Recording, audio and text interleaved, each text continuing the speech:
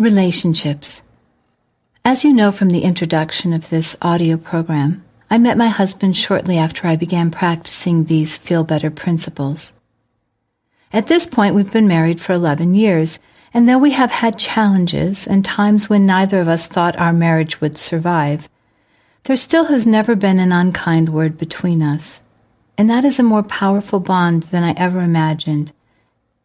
The challenge that emerged for me once we got beyond the honeymoon phase is that I am by nature a happy person, and because I consistently and consciously apply the okay concept, I am very aware that worrying is never in my best interest.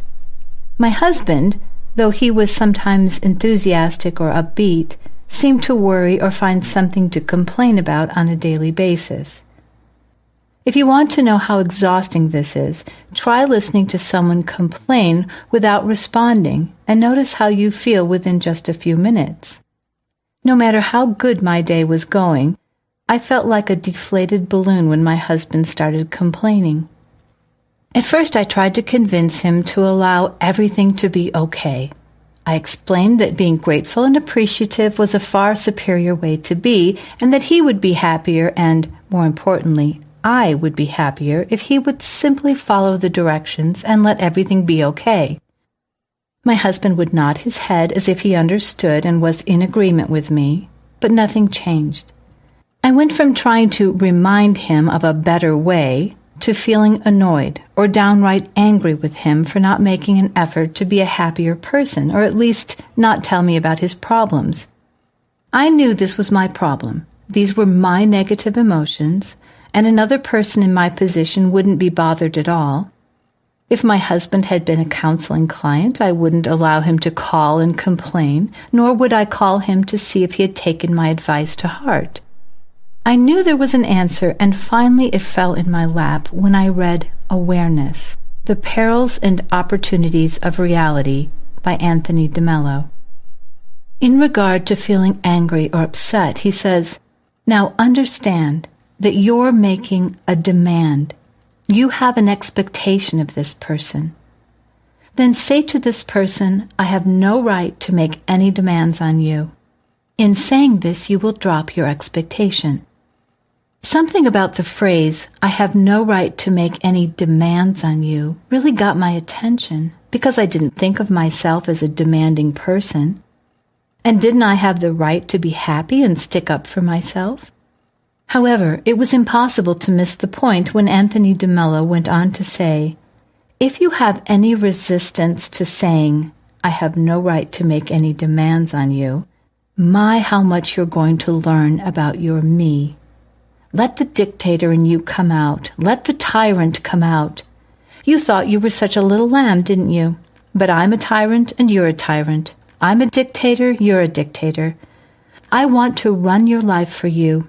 I want to tell you exactly how you're expected to be and how you're expected to behave, and you'd better behave as I have decided, or I shall punish myself with negative feelings. Suddenly it occurred to me that if I was having a bad day or feeling upset and some perky person came along telling me to snap out of it and be happy, I would tell them to get lost and maybe even stay grumpy just to prove that I'll do whatever I want to.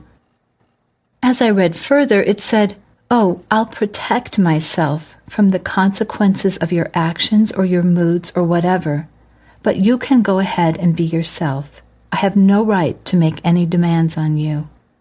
In other words, I won't allow you to manipulate me. I'll live my life. I'll go my own way. I'll keep myself free to think my own thoughts, to follow my inclinations and tastes, and I'll say no to you. If I don't want to be in your company, it won't be because of any negative feelings you cause in me, because you don't anymore. You don't have any more power over me. All at once I realized that by being angry and trying to talk my husband into seeing things my way, I was making a demand in an unsuccessful attempt to protect myself. So I followed Anthony DeMello's advice and said to my husband, "I have come to the realization that I have no right to make any demands on you. From now on, you get to totally be yourself with no interference from me." My husband's face lit up at the prospect. Then I said, "So you get to be yourself, and at the same time I will protect myself from your moods by taking over the guest room and making it into my own personal space. That means if the door is closed, I'm not available. Whatever mood you're in is now officially none of my business, and I will be in my room being happy the way I like to be. If you invite me to go hiking and you're worried or complaining, I won't go with you. I'll go with someone else." Though it took me 9 years to finally see the light, this simple choice to make no demands and at the same time protect myself made the biggest change in my inner happiness. As I felt happier and more empowered inside, my marriage and my relationships reflected this. Though I wasn't trying to change my husband or manipulate his behavior in any way, he very quickly became conscious of his own moods due to a great deal of quality alone time, as he puts it. As I began to share this powerful tool with clients in counseling sessions, every person understood the concept, but some couldn't see a way out of their personal situation. So if you're in a relationship or a working situation with someone who's very controlling and won't allow you to have your own personal space, then try to observe this situation as if it's your best friend or your child. What advice would you give them? Or try this idea from Stephen Covey. He says, "There's your way, there's my way, but there's a third and better way." If you start asking yourself to find a third and better way, you'll find it.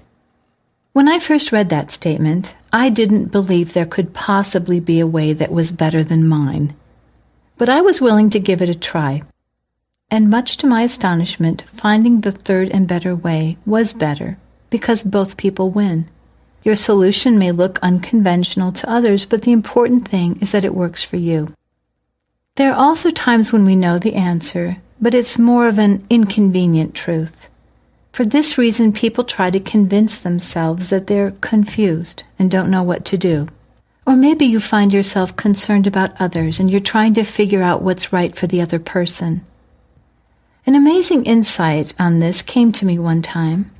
A friend of mine made a very simple request, but everything inside of me was saying, "No, don't do this." Logically, it made no sense. And it was something I would have done without a thought, despite the fact that I had a long history of giving to this woman without receiving anything in return. When I stood my ground and said no, she became enraged, walked into her house, and slammed the door. Later on, I sat down with my journal and wrote, "What was that about?" And then I thought, if I knew the answer, what would it be? Here's what came to me. God speaks through your feelings. You do not know the life path of another person, and it's not for you to know. The feeling of no is the indication that that action on your part is inappropriate for the other person's growth, and you do not need to know why. If you pushed past the feeling of no and did what she wanted, why would you do that? I wrote, because I wouldn't want to feel guilty or have her angry at me. Then you become part of the problem. When I returned home, my friend who lived in the basement apartment below me had drafted a letter telling me what I needed to do if I wanted to continue to be her friend. We were both single moms, but I was the one who had a car, so I had been helping her out for 4 months without any assistance from her in return. Suddenly I had the perfect opportunity to bow out gracefully. I simply ignored her demands. She stopped talking to me. In her mind, she was punishing me, but I was totally relieved. Without having to say a word, the phone calls stopped, and she no longer asked me to drive her anywhere. Miraculously, she began figuring everything out herself, which is what I had been hoping for all along. 5 years later, she called to say she had taken a workshop and learned about taking responsibility for herself. She explained that she was angry because she saw herself as a victim, and she was jealous because everything seemed to work out so easily for me. Then she told me that I was her hero because I lived everything I talked about. It's rare that I get that kind of feedback, and it's even more unusual for someone to suddenly awaken in that manner. At the time it occurred, I could see everything she was talking about, but I never said anything because I knew that it would only have value if my friend was searching for answers and saw it for herself. Every relationship and every challenge we experience has the potential to awaken us. And learning to say no to people is part of waking up. It can even be an awakening for the other person. It's not selfish to live your life in the way that feels right to you. Selfishness is expecting others to live their lives in accordance to your wishes and desires. These concepts work with children as well. Even as my daughter is growing up, I try to encourage her without making demands, and I try to stay out of the way as much as I can so she can make her own decisions. From the time she was tiny, I'd give her choices and help her to understand that whatever happened was the result of her choice. When my daughter was 13, I began trying to help her understand the idea of not making demands, including forms of emotional blackmail, and how to protect herself. Then one day I gave her some advice, and she had a rather snippy, "I don't need your advice" reply. So I said, "Sweetheart, I'm older than you are, and I may know something that might be helpful to you. But if you want to do it your way, I will absolutely support you in learning your own lessons and doing it the painful way, and I won't say another word." Her expression changed instantly as my words sunk in, and she said, "Sorry, Mom, I'm totally listening." And she meant it, because she knew I meant it. I then said, "I understand that you're a teenager and that you see your friends talk disrespectfully to their parents and get away with it. So let me make this very clear. You are always welcome to share your point of view, and I will listen. However, if you are disrespectful in any way, I won't be angry with you, but you will lose your privileges for the rest of the day. If you do it again, you'll lose your privileges for a week. I genuinely don't feel upset because I know that I will take the appropriate action. The result is that my daughter monitors her own behavior because she is motivated to do so. And this habit will serve her for the rest of her life. She has a sense of freedom. And if she loses her privileges, she knows it's the result of her own choices, not because of someone else's expectations or demands. One thing we all know from being children or having children is that no matter what children have been taught, there will come a time when they are going to do whatever they are going to do. By not demanding a certain behavior or making your child right or wrong, you actually put yourself in a position where your child will listen to you because once they know you won't judge them, they will come to you for advice. I had a client once who complained about her husband lying to her. I asked her a simple question. Is it safe for your husband to tell you the truth? This goes for your kids too. If you want the truth, it has to be safe for them to tell you the truth. This way of being requires trust, and it's important to practice being lovingly detached, even if a loved one's decision causes them pain. I still distinctly remember being 18 and telling my mother I wanted the freedom to make my own mistakes. I was willing to endure painful consequences just for the right to make my own choices. Though you may understand the concept of not making demands and protecting yourself, you may still feel that you have a situation that is the exception to the rule, a situation where you have to do something you don't want to do and you're stuck. So let me share a little game called I Have To. Here's how it works. Get out a piece of paper and write down what it is you have to do. Next, write down what will happen if you do not do it. Keep writing until you can't think of anything else. Then connect the outcome to your first statement. Here's an example. I have to work at a job I hate. If I don't go to work, I'll get fired. If I get fired, I can't pay my rent. If I can't pay my rent, I'll be homeless. If I'm homeless, I'll end up living under a bridge with a shopping cart, and then I'll die. Now go back to the beginning. I have to work at a job I hate, or I'll end up living under a bridge and then I'll die. When you put it together this way, it seems like a totally unfounded fear, and once you see it that way, your fear will begin to disappear. Have you ever seen someone drive themselves into the ground because they believe no one else can do what they're doing? Finally, they end up in the hospital, and what happens? Everything works out, despite the fact that they believed nothing would work out without them. So if you feel stuck, do the I have to exercise. And when you're done, write, if I knew the answer, what would it be? Start making something up. Let your creative mind take over.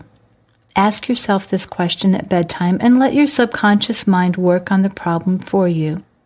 My very best ideas always come right as I'm waking up.